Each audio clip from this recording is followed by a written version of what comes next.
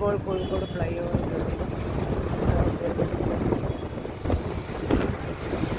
ബീച്ചിലേക്ക് എത്തിക്കൊണ്ടിരിക്കുകയാണ്.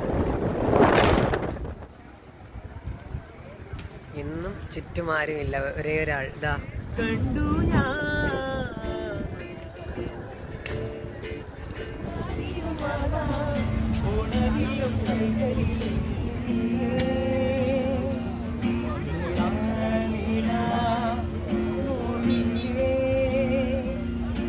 നമ്മളങ്ങനെ വന്ന് തിരിച്ചു പോയിക്കൊണ്ടിരിക്കുകയാണ് ഗായ്സ്.